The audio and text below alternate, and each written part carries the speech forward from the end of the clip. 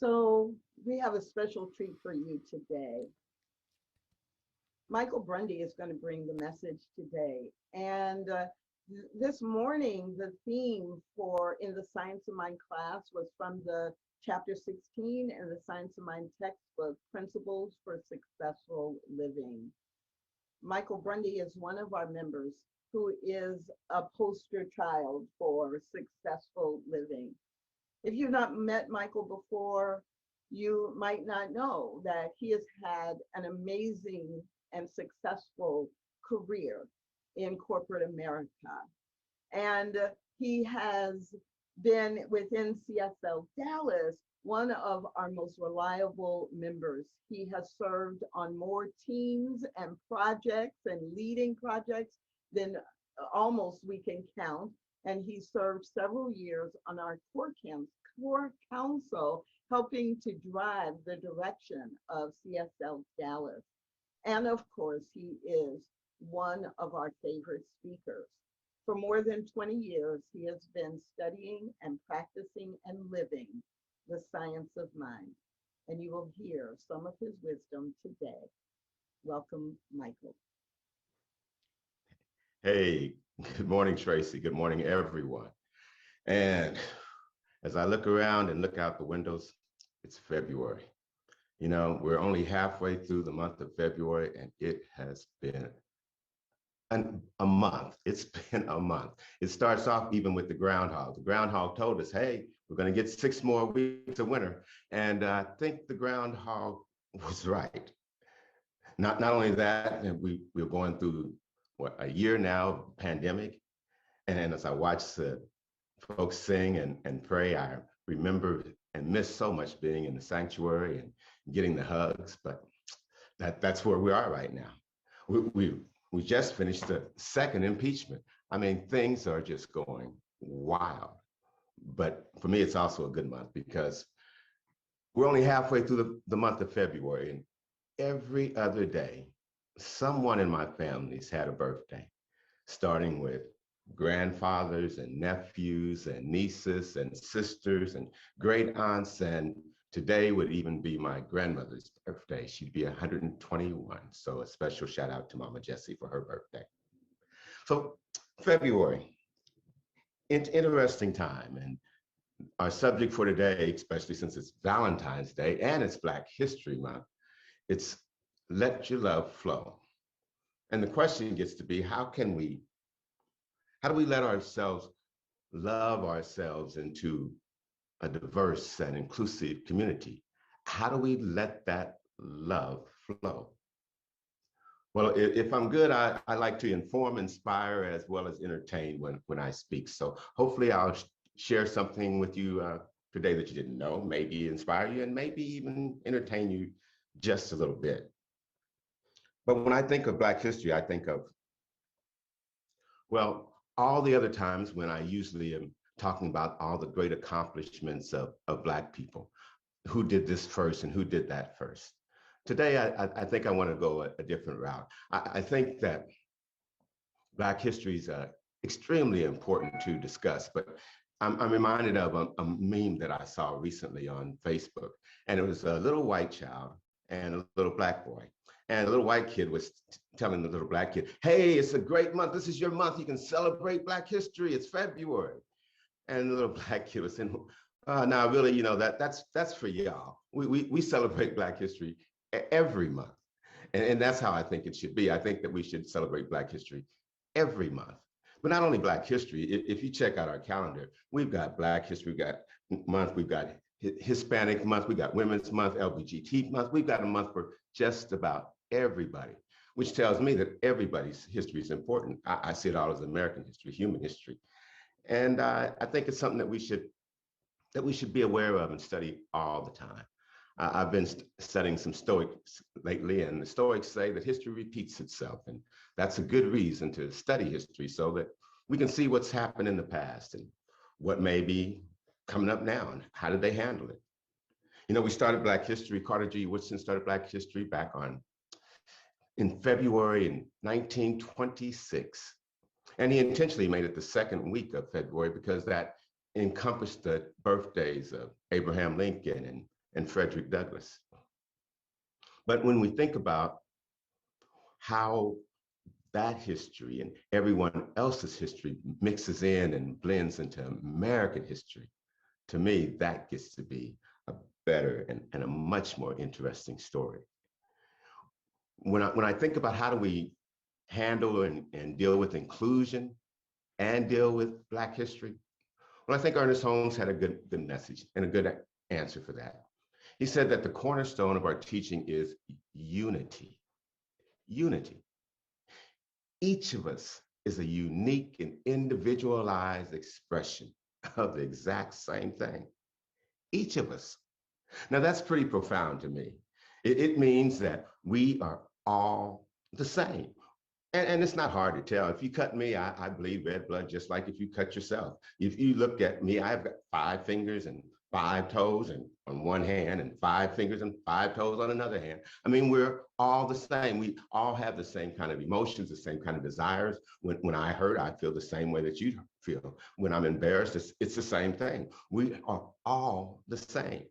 And when you know that, that can give you a certain kind of, I think, comfort. But just like most spiritual lessons, there's a paradox. And the paradox is that we're unique individualizations of that same thing. So no one has ever been or will ever be like you. No one has the same fingerprints that you have. No one has the same footprints, toe prints, even as you. You know, we use dental records because no one has the same teeth that you have.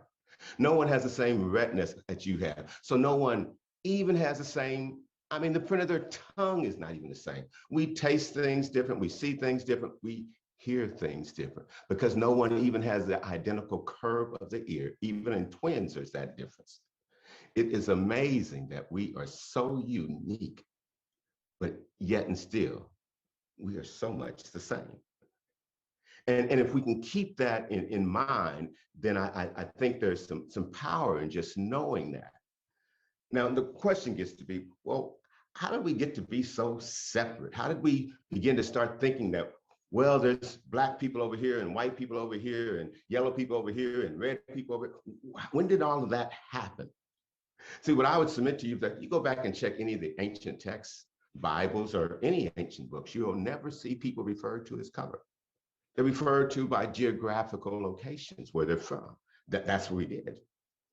Now, there's different stories about how we got to this race thing, and some will tell you that when Portuguese sailors left Portugal in the 1400s and the 1500s and began to discover people who were of a darker hue, then they began to describe people as Black and white. But I'm more interested in the American part, and what we do know in America, the historians tell us that there was a turning point when that happened here. In 1676 with Bacon Rebellion. Now, I'm a storyteller and I love to tell stories, but when I time myself, that's a long story. So you can't get the whole story.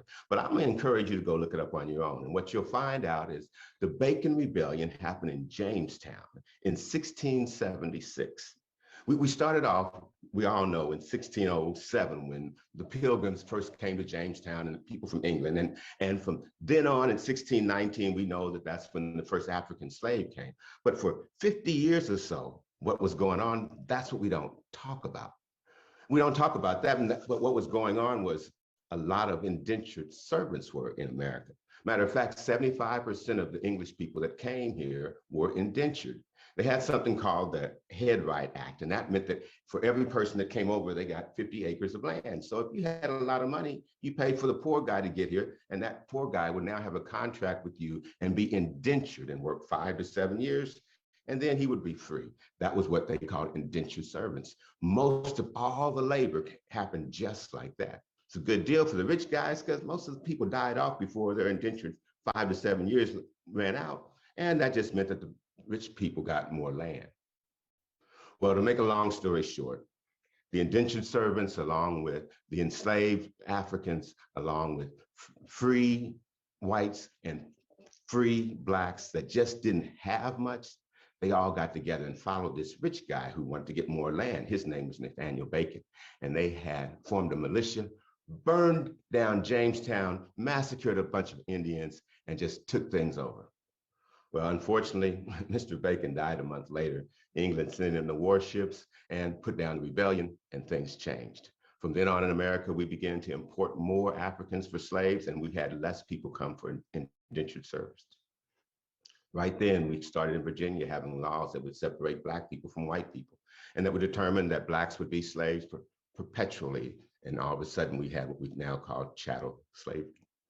It was in somebody's interest to separate people, to divide those people, to make those white people think that they were a little bit better than those Black people, and not have them come together and fight together and work together or even play together. And consequently, we have that divide. Now, if you want to know more about that whole thing, I'd suggest that you read a new book called The Caste by a lady named Isabel Wilkerson. It's a fantastic book, and she talks about how we live in that kind of divided society where we each know our place, and other people even try to keep us in our place. That's the division. That's the exclusion of others. She has a metaphor for where we find ourselves right now. And she says it's sort of like inheriting an old house. So we've all inherited this old house. And this old house has some cracks in the walls, some bad foundation. The walls wobble a little bit, maybe some leaks in the ceilings. It just ain't all together. It has some issues. Now, none of us are responsible for any of those issues. We didn't cause any of those things. That just came with the house. We inherited the house. But we all have a responsibility to change that house, to make it better, to make it different. That's the same thing with this system that we've inherited. We all have the responsibility of making it better, doing our part. And I say that the way that we do that is by letting that love flow. And you let the love flow when you play together, when you work together, when you just have a good time together. I have some strange examples of how our society seems to play together and work together, and how it really works. My older sister, Becky, came to me a while back, and she wanted to meet up with my financial planner to talk about how she could move some funds out of one account to another account, and she wanted to make all these changes, and she thought that my guy would be a good person to work with. I introduced her to my financial planner, Bill, and later Becky was just blown away about how good the service was and how easy it was to move the money from this account to that account. Now, Bill is really pretty good, but what I didn't tell Becky is that the reason it works is because of, the FDIC. The banks have a deal that says that they will work together and play together. So if you give me your routing number and your accounting number, hey, I can move money from here to there and back and forth. Banks do it all the time. Society works better that way. I worked in the phone industry and in the telecommunications industry. We used to have a monopoly on things, and the Bell system would have all the services, all the phones. But when they started having a little competition, then people would want to go to another carrier. Well, then they'd have to get a whole new phone number, and that would mean you had to change your correspondence and tell your friends your new number, all that kind of stuff. And it wasn't good for either the customers or the carriers. The companies got together and decided that they would do something called porting your number. So now you can take your old phone number with you to wherever you go, and you can go all over. Turned out to be good for the customers, good for the carriers. Something special happens when we work and play together. That's how it works. My best example of that probably is my mom. My mom has 6 kids, and she treats each of them individually special. And all of us are the same. We're all her children, but each of us are different. And no matter what I do and how hard I try, I can never get her to say one of my brothers or sisters did something wrong.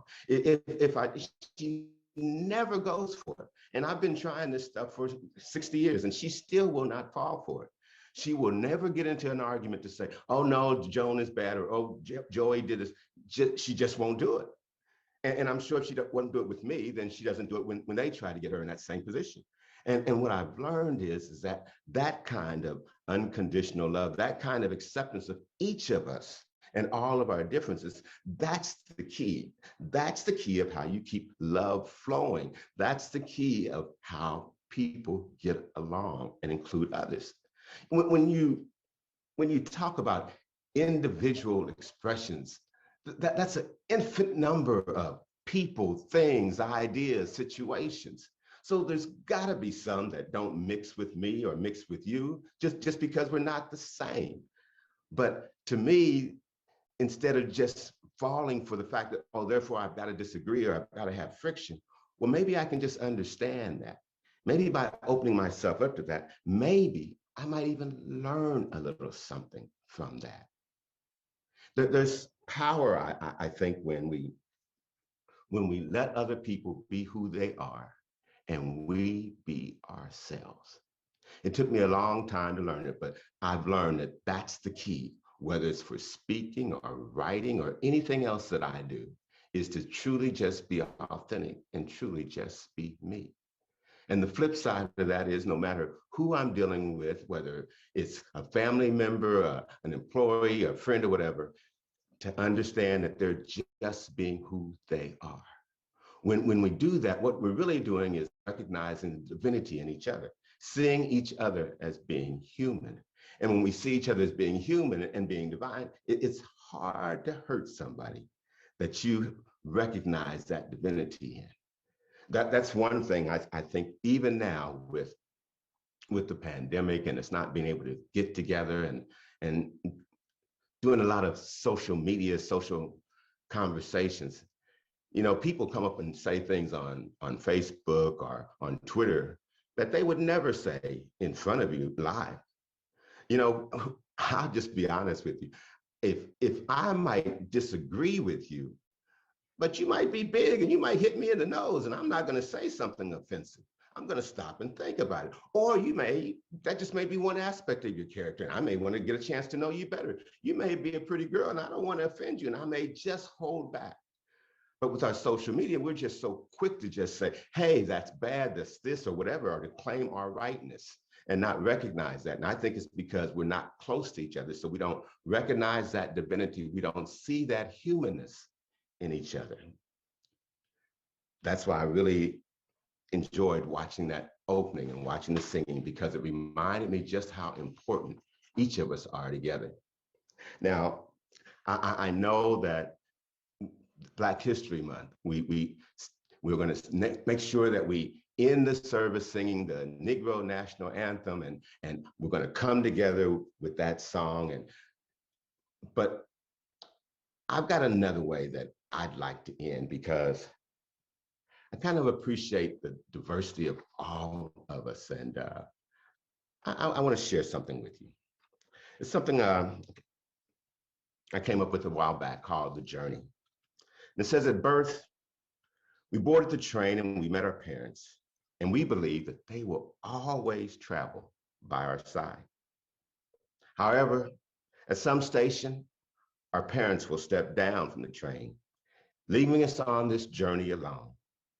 As time goes by, other people will board the train, and they will be significant. In essence, our siblings, our friends, children, even the love of your life. Many will step down and leave a permanent vacuum. Others will go so unnoticed that we don't realize that they vacated their seats. This train ride will be full of joys, sorrows, fantasies, expectations, hellos, goodbyes, and farewells. Success consists of having good relationships with all passengers, requiring that we give the best of ourselves. The mystery to everyone is we do not know at which station we ourselves will step down. So we must live in the best way, love, forgive, and offer the best of who we are. It is important to do this because when the time comes for us to step down and leave our seat empty, we should leave behind beautiful memories for those who will continue to travel the train of life. I wish you a joyful journey on the train of life. Reach success and give lots of love. More importantly, thank you and thank God for this journey. Lastly, thank you for being one of the passengers on my train. And to all of you listening, I say that on this cold February morning. Happy Valentine's Day. Happy Black History Month. Happy Chinese Year. And happy Lunar Year. And thank you for being on my journey.